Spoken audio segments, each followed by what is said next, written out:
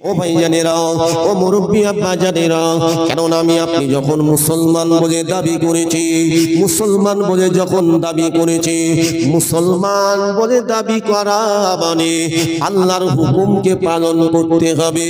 তাহলে আল্লাহ পাক কোরআনে বলেছেন আকিমিস সালাত।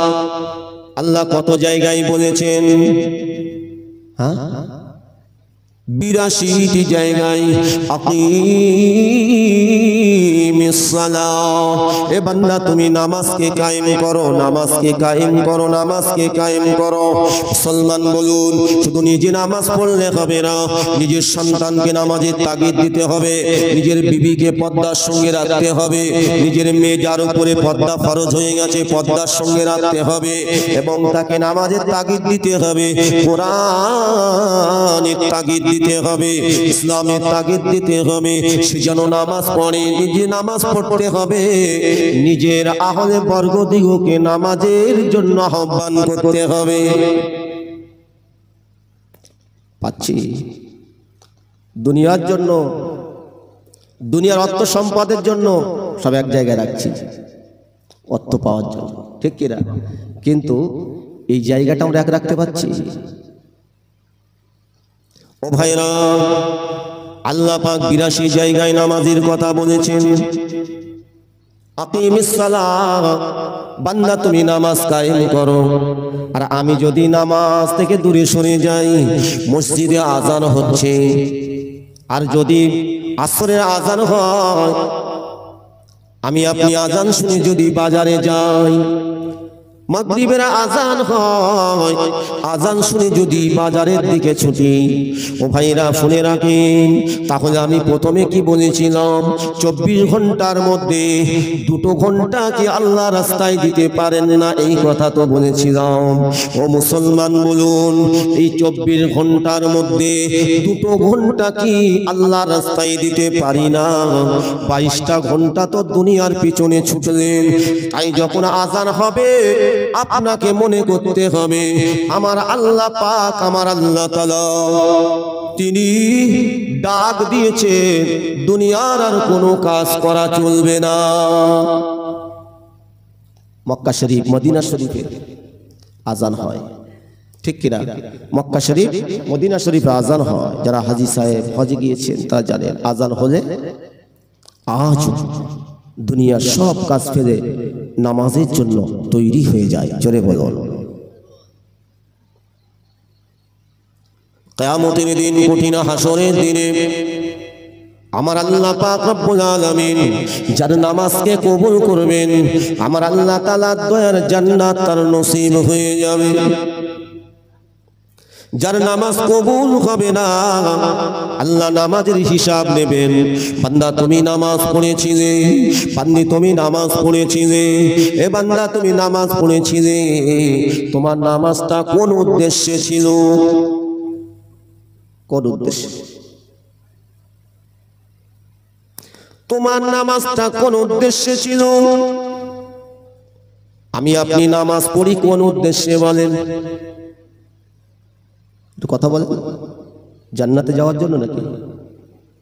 আল্লাহ পাককে খুশি করা, আল্লাহর হুকুমকে পালন করা।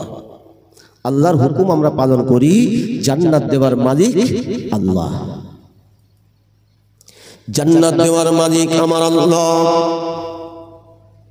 কিন্তু আপনার নামাজটা ইখলাস হবে, আপনার নামাজটা এমন নামাজ পড়তে হবে আপনার ভিতরে কোন রকম নামাজের মধ্যে কোন রকম যেন খারাপই জিনিস না তৈরি হয়, ঠিক কিনা? আপনাকে নামাজ পড়তে হবে, নামাজের ভিতরে কোরআনটাকে সহি শুদ্ধভাবে তেলাওয়াত করতে হবে, কোরআন পড়তে হবে, রুকু করতে হবে সুন্দর করে, রুকু করতে হবে, রুকুতে গিয়ে আল্লাহর তাসবিহ পাঠ করতে হবে ধীরে ধীরে, ঠিক কিনা? আল্লাহ পাক ধীরে ধীরে নামাজ পড়তে বলেছেন। যখন আমি আপনি সাজদায় যাব, সাজদায় গিয়ে আল্লাহর তাসবিহ পাঠ করব। রুকুতে গিয়ে আমরা কি বলি? বলেন সুবহানা রাব্বিয়াল আযীম, সুবহানা রাব্বিয়াল আযীম। এভাবে পড়তে হবে। কবার? 3, 5, 7, 3-এর অধিক।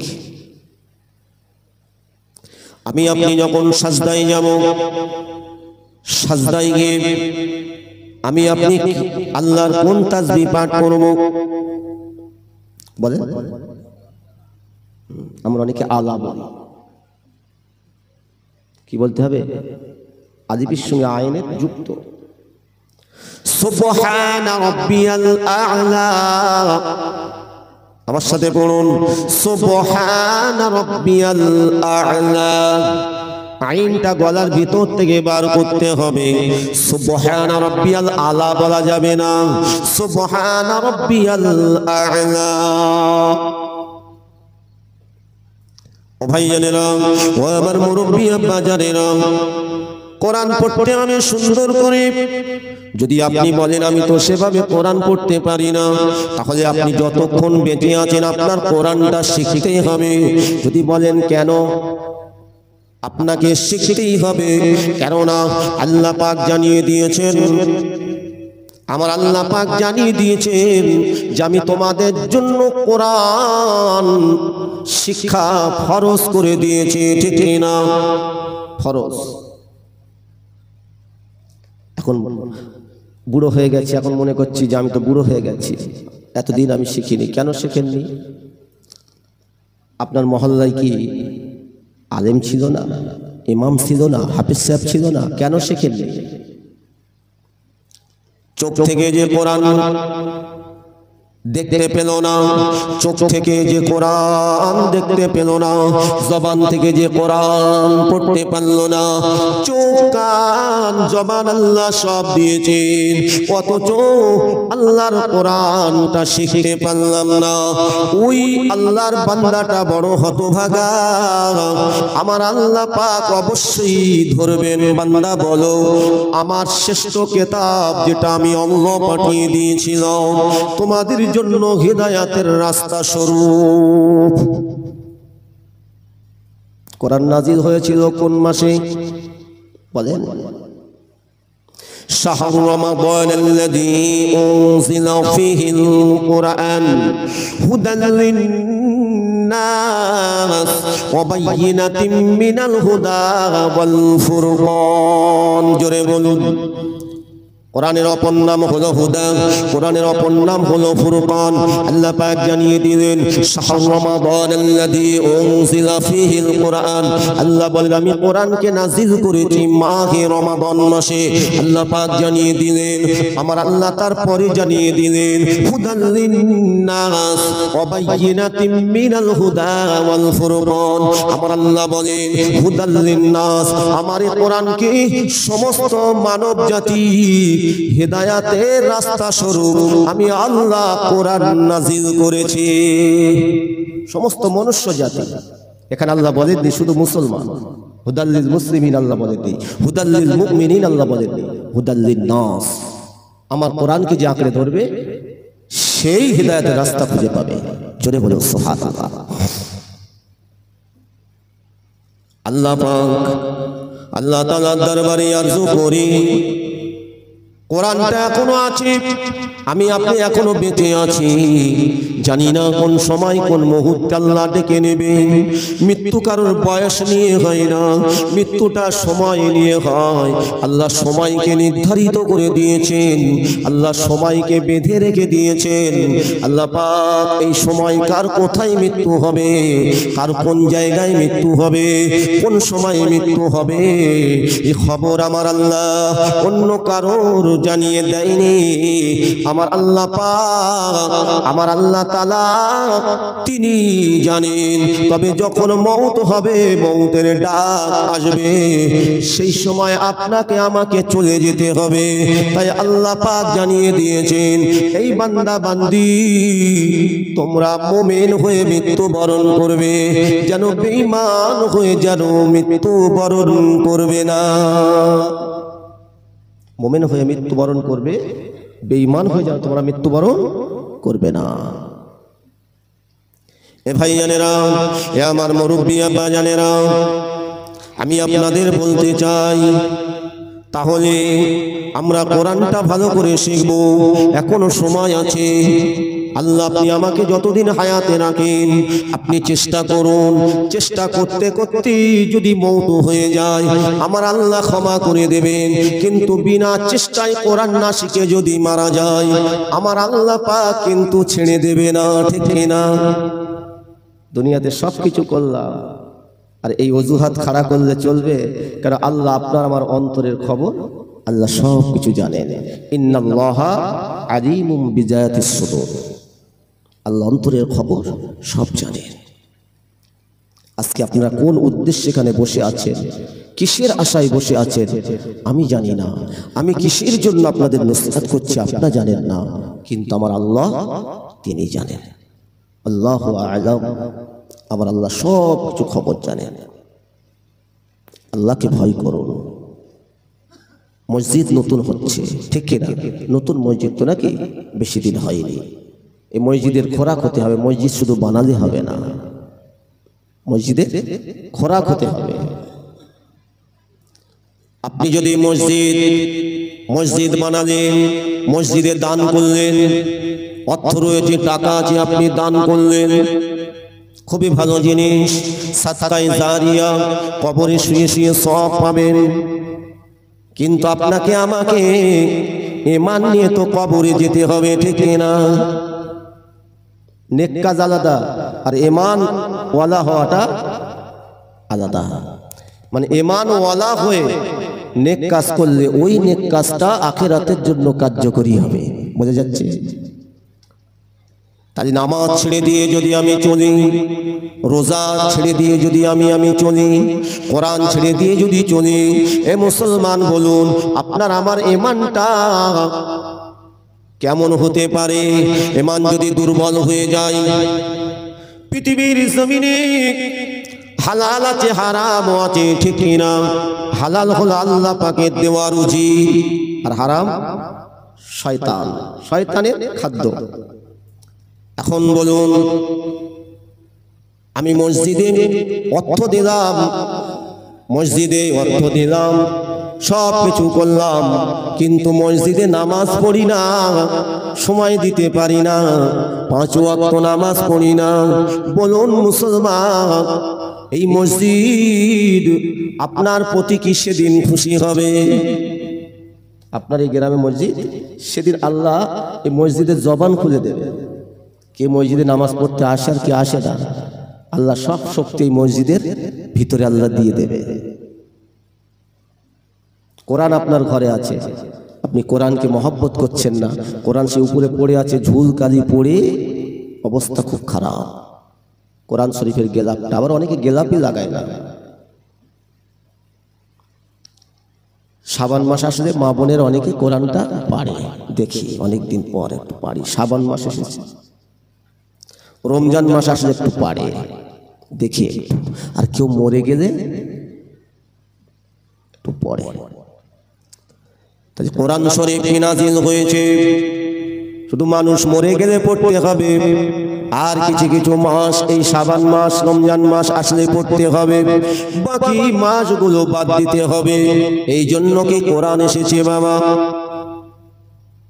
নামাজ আমি আপনি পড়ি, জুমার নামাজ যদি পড়ি, আপনার কিনা সাপ্তাহিক নামাজ পড়লাম, 5 ওয়াক্ত নামাজ ছেড়ে দিলাম, এই নামাজই কি আমার আল্লাহ কখনোই পছন্দ করবেন না। আবার আমরা অনেকে জুমার নামাজ পড়ি, খুতবা হচ্ছে, মসজিদে আসার সময় নেই, খুতবা প্রায় শেষ হয়ে যাচ্ছে, ঠিক সেই সময় এসে মসজিদে এসে ইমামের পিছনে 2 রাকাত নামাজ আদায় করে আবার দেখতে পাওয়া যায় মসজিদের দরজা যেন ভেঙে যায়। কে আগে মসজিদ থেকে বার হতে পারে? হয় না? হযরত ওমর রাদিয়াল্লাহু তাআলা আনহু হুজুর, তিনি মসজিদের দরজা ভেঙেছিলেন নামাজ পড়ার জন্য। আর আমরা নামাজ পড়বো না বলে মসজিদটাকে জেলখানা মনে করে তাড়াতাড়ি কে আগে বার হতে পারে।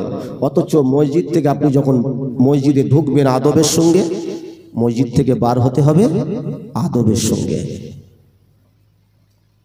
সেটা হয় গুতি করে কি বাবা কে আগে যেতে পারে। আবার অনেকের চিন্তা, জুতোর চিন্তা, ঠিক না বল? জুতো এখন দেখবেন অনেক মসজিদে কি বাবা জুতোটা এত মহব্বত, মসজিদের ভিতরে যেখানে নামাজ পড়ছে, মানে মসজিদের ভিতরে কোরআন আছে কিন্তু এই জুতো তাকগুলো উঁচু উঁচু, জুতোগুলো রেখে দিচ্ছে, কোরআনগুলো নিচে হয়ে যাচ্ছে, মানে অন্যদিকে আছে, কিন্তু মসজিদের ভিতরে জুতো চলে যাচ্ছে। জুতো কোথায় থাকে? আপনার শরীরে কোথায় থাকে? পায়ের তলায়। কত প্রিয় জিনিস। আমার নামাজ চলে যাই যাক, জুতোটা যেন না যায়, ঠিক না বলেন? এরকম মুসলমান আছে না নাই? আবার অনেকে বাবা জুতো চোর, কিন্তু মনে হয় কিয়ামত পর্যন্ত থাকবে, ঠিক না বলেন? জুতো চোর আছে, এরা জ্বালাই পড়ে মসজিদের ভিতরে তাক করে দিয়েছে, ওর ভিতরে রেখে দিচ্ছে, ওখান থেকেও জুতো নিয়ে পালাচ্ছে, ঠিক না বলেন? ও মুসলমান, আমরা কেমন নামাজি বুঝতে পেরেছেন? আর আমার নবী সাহাবীরা কেমন নামাজ পড়েছিলেন? আল্লাহ রাসূল সাল্লাল্লাহু আলাইহি ওয়াসাল্লাম, আমার নবী দয়াল নবী জিহাদের ময়দানে গিয়েছেন, যুদ্ধের ময়দানে গিয়েছেন। এই আলোচনা করে কখনো শেষ হবে না, ঘন্টা কি ঘন্টা পার হয়ে যাবে, কিন্তু আমার ক্ষমতার বাইরে শক্তি কোলাই না, ঠিক না বল? প্রত্যেক রাত এইভাবে খিদমত আর গাড়ির জার্নি। আপনার যে একটা রাত জাগবেন, তাই তো? এই একটা রাত জেগে, আচ্ছা বলেন তো,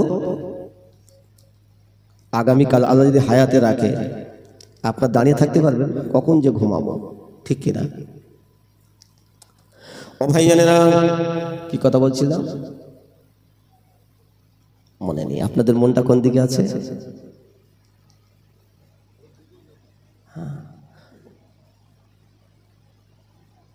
হ্যাঁ, উপরে উঠে যাচ্ছে। আর নামাজ, কিন্তু আমি ওটা তো সমাপ্ত করেছি। আমার নবী সাহাবীরা কেমন নামাজি ছিলেন? আল্লাহ নবী জিহাদের ময়দানে গিয়েছেন, সাহাবীদেরকে নিয়ে গিয়েছেন। আল্লাহ নবী দয়াল নবী আমার একটা গিরিপথ, একটা জায়গা, ওখান থেকে শত্রুরা ঢুকতে পারে। আল্লাহ নবী দুইজন সাহাবীর দায়িত্ব দিলেন, আল্লাহ নবী দুইজন সাহাবীর দায়িত্ব দিলেন। নবী আমার দায়িত্ব দিয়ে বললেন, এই আমার সাহাবীরা, তোমরা এই জায়গা থেকে যেন সরে যাবে না, এখানে আমি তোমাদের দায়িত্ব দিয়ে দিলাম। একজনা হলেন মুহাজিরিন সাহাবী, আর একজন হলেন আনসারী সাহাবী। একজন মদিনা শরীফে সাহাবী আর একজন মুহাজিরিন, মানে অন্য দেশ থেকে মদিনায় এসে আমার রাসূলের কাছে এসে ইমানের কালেমা পড়ে মুসলমান হয়েছিলেন, কিংবা সেখানে মুসলমান হওয়ার পরে আবার মদিনাতে হাজির। কারণ নবী যেখানে সাহাবীরা সেখানে। জোরে বলুন সুবহানাল্লাহ। তাই তো নাকি? নবী যেখানে সাহাবীরা সেখানে। আনসারী সাহাবী আর মুহাজিরিন সাহাবী দুজনা ডিউটি দায়িত্ব পড়েছে। রাত নেমে এসেছে, ও ভাইয়ানেরা, রাত নেমে এসেছে। এশার নামাজ আদায় করে দিয়েছেন। এশার নামাজ আদায় করে দুইজন সাহাবী তারা আলোচনা করে নিলেন। একজনা জাগবেন, আর একজন একটু ঘুমাবেন, একটু বিশ্রাম নেবেন। কেননা এই জিহাদের ময়দান, যুদ্ধের ময়দান তো বড় কঠিন জায়গা, ঠিক কিনা? আনসারী সাহাবী হুজুর আমার, তিনি এমন করে দেখতে পাওয়া যায়, আনসারী সাহাবী মুহাজিরিন সাহাবীকে বলছেন, এ মুহাজিরিন সাহাবী, আমি তোমাকে একটা কথা বলতে চাই, শুনুন, যদি ভালো লাগে দেখুন। বলছে, কেন, কি কথা? শুনে রেখে দেন। এই যে রাতটা পার হয়ে যাবে, কিন্তু আল্লাহ নবী দায়িত্ব দিয়েছেন আমাদের দুজনার মধ্যে ভাগ করে নেওয়া হোক। একজনা ঘুমাবে আর একজনা ডিউটি দেবে। তাহলে মুহাজিরিন সাহাবী বলছে, হ্যাঁ ঠিক আছে, তাহলে কে ডিউটি দেবে আর কে ঘুমাবে? মুহাজিরিন সাহাবীকে আনসারী সাহাবী বলতে লাগলেন যে, আপনি বিশ্রামে যান, আমি আনসারী সাহাবী, আমি একটু ডিউটিতে দাঁড়িয়ে থাকি, যাতে কেউ শত্রুরা যেন আমার নবীর উপরে আঘাত না করতে পারে। জোরে বলুন সুবহানাল্লাহ। আনসারী সাহাবী হুজুর এই কথা বললেন। মুহাজিরিন সাহাবী শুয়ে পড়লেন, তিনি বিশ্রামে গেলেন, একটু ঘুমিয়ে পড়লেন। আনসারী সাহাবী হুজুর তিনি কি করেছিলেন জানেন? তিনি চিন্তা করলেন, এত রাত হয়েছে, শত্রুরা হয়তো আসবে না, আমি একটু দাঁড়িয়ে দাঁড়িয়ে আল্লাহর নামাজ একটু আদায় করে নেই। আনসারী সাহাবী হুজুর তিনি এমন করে নামাজে দাঁড়িয়ে গেলেন। তিনি নামাজ আদায় করছেন, নামাজ আদায় করছেন, দূর থেকে শত্রুরা আসে। শত্রুরা দূর থেকে দেখতে পায় ওই রাস্তার মাঝে কে যেন দাঁড়িয়ে আছে। তারা দূর থেকে দেখতে লেগেছে যে ইনি মানুষ না অন্য কোনো গাছ দাঁড়িয়ে আছে, তারা বুঝতে পারছে না। তার মানে এমন নামাজ সাহাবীরা পড়তেন, নামাজের মধ্যে বেশি নড়াচড়া করা যাবে না, ঠিক না? আমরা যখন দাঁড়িয়ে কিয়াম করি, মানে দাঁড়িয়ে যখন আমরা নিয়ত করি, তখন আপনাকে কিভাবে থাকতে হবে? এমন ভাবে দাঁড়িয়ে থাকতে হবে কি বাবা, একদম নড়াচড়া করা যাবে না। কিন্তু ওই মুহূর্তে যদি একটা বিষাক্ত মশা কামড় দেয়, তখন কি করবেন? মশাকে মারবেন না আপনি স্থিরভাবে নামাজের মনোযোগ দিয়ে কোরআন পড়বেন? কোনটা? কিংবা কোরআন শুনবেন যদি ইমাম সাহেব নামাজ পড়ায়? মশার জ্বালাটা আগে, এটা আগে মারতে হবে, তাই তো নাকি? না আপনাকে নামাজের মধ্যে মনোযোগ রাখতে হবে? কিন্তু আমরা এখনো বাবা অধিকাংশ সেই নামাজি হতে পারিনি। এ মুসলমান ঘরের ছেলেরা, যুবকেরা, আমার মুরব্বী আব্বা জানেরা, দেখেন মশা কামড়ানো তো দূরের কথা, ওই কুফারে কুরাইশরা দূর থেকে দেখতে পেল ওটা গাছ না মানুষ। কেউ পাহারাদার হিসাবে দাঁড়িয়ে আছে নাকি? মুহাম্মাদের কোনো সাহাবীরা দাঁড়িয়ে আছে কিনা? কিন্তু তারা চিন্তা করতে লেগেছে। এই না মনে করে বাবা তারা কি করলো?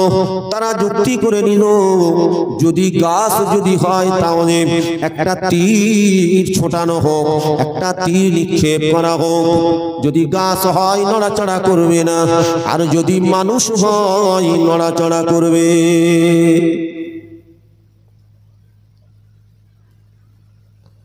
আল্লাহ নবী সাহাবী দাঁড়িয়ে নামাজ পড়ছিলেন, নামাজের মধ্যে এত মজা পাচ্ছিলেন, কারণ আল্লাহ পাক তো স্বয়ং জানিয়ে দিয়েছেন, আসসালাতু মিরাজুল মুমিনিন, নামাজ হলো মুমিনদের জন্য আল্লাহ পাকের দিদার।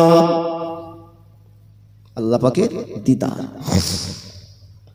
সাহাবী হুজুরের নামাজ আর আমাদের নামাজ আসমান আর জমিন পার্থক্য, ঠিক কিনা? ও মুসলমান, ও আমার ভাই জানেরা, মুরব্বী আব্বা জানেরা, হযরতে আনসারী সাহাবী হুজুর আবার যখন তিনি এমন করে দাঁড়িয়ে আছেন, শত্রুরা দূর থেকে তীর ছুঁড়েছেন, ওই তীরটা ছুটে এসে হযরতে আনসারী সাহাবী হুজুরের পিঠে বিদ্ধ হয়ে গেল, পিঠে লেগে গেল। আনসারী সাহাবী হুজুর যখন কিনা এমন করে দেখতে পাওয়া যায় হুজুর আমার তিনি নামাজ পড়ছেন, তীর যে তানার পিঠে বিদ্ধ হয়েছেন এটা তিনি অনুভব করেছেন, কিন্তু তিনি বুঝতে পারেননি কি তার পিঠে ফুটেছে। হুজুর আমার তিনি এমন করে দেখতে পাওয়া যায় বাবা, তথাপিও তিনি দাঁড়িয়ে দাঁড়িয়ে নামাজ পড়ছিলেন। তিনি রুকুতে চলে গেলেন, সাজদায় চলে গেলেন। আল্লাহর নবী সাহাবী হযরতে আনসারী সাহাবী হুজুর নামাজটা শেষ করলেন, নামাজটা শেষ করে হুজুর আমার এবার তিনি অনুভব করছেন আমার পিঠে কিছু একটা বিদ্ধ হয়ে গেছে। মুহাজিরিন সাহাবীকে ডাক দেয়, এ মুহাজিরিন সাহাবী, আমার শরীরে যেন মনে হয় যেন একটা কি তীরের মতো বিদ্ধ হয়ে গেছে। দেখো না আমার শরীরে কি বিদ্ধ হয়ে গেছে। মুহাজিরিন সাহাবী বলেছিলেন আপনার পিঠে তীর বিদ্ধ হয়ে গেছে।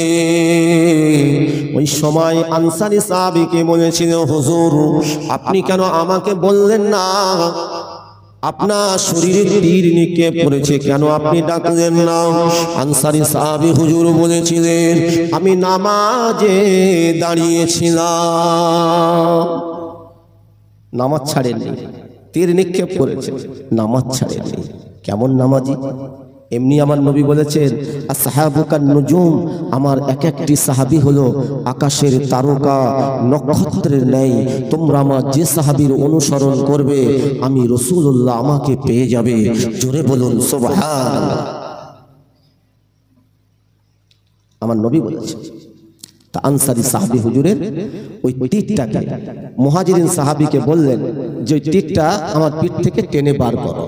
মুহাজিরিন সাহাবী যেই তীরটা ধরে টান মেরেছে ওই সময় চিৎকার করে আওয়াজ দিয়ে বলছেন তুমি আমার পিঠ থেকে তীরটা নিক্ষেপ, তীরটা তুমি টেনে বার করো না।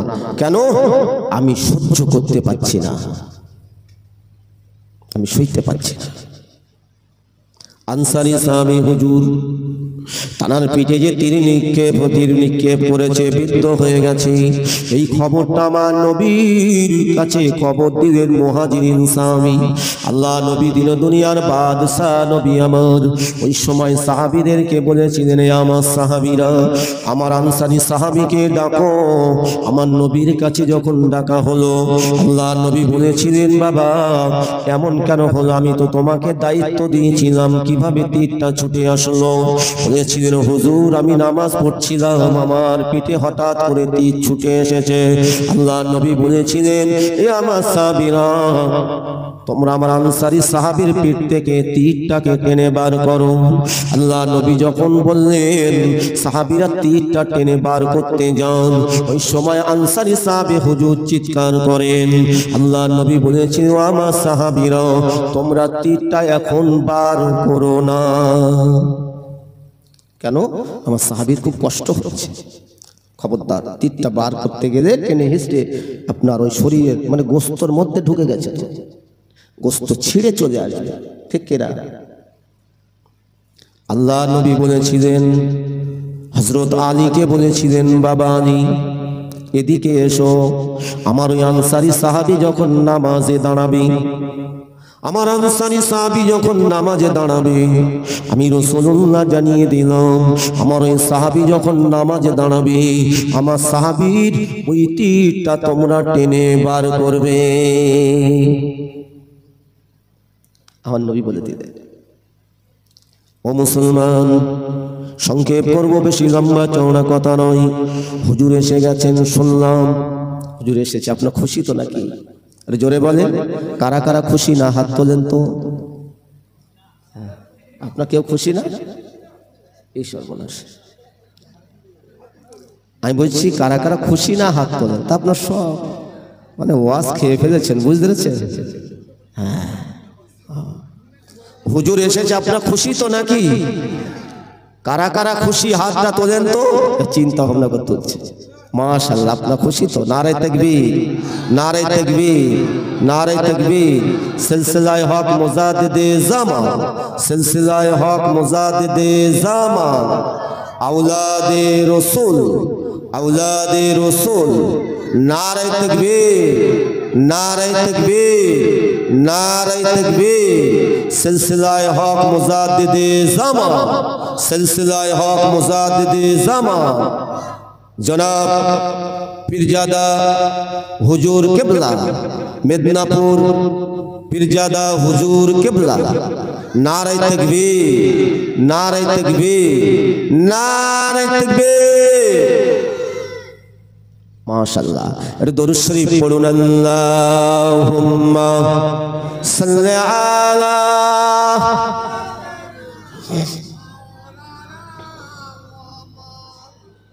তো 10 হয়ে গেছে। কষ্ট হচ্ছে আমার। ধন্য হয়েছি মোরা ধন্য বিশ্ব নবী তোমারি জন্য আল্লাহুম্মা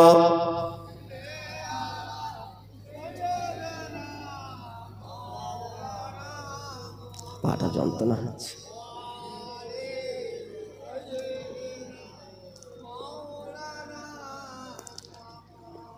নূর নূর নূর আজে নূর এসেছে, নূর নূর নূর আজে নূর এসেছে, আকাশের চাঁদ যেন নেমে এসেছে। নূর নূর নূর আজে নূর এসেছে, মদিনার বুকে আজে নূর এসেছে। আয় আয় কে দেখবি নূরেরই মালা, আয় আয় কে দেখবি নূরেরই মালা, মা আমিনার কোলে দোলে কামলিওয়ালা, মা আমিনার কোলে দোলে সাল্লু আলা। নূর নূর নূর আজে নূর এসেছে, আকাশের চাঁদ যেন নেমে এসেছে। আল্লাহুম্মা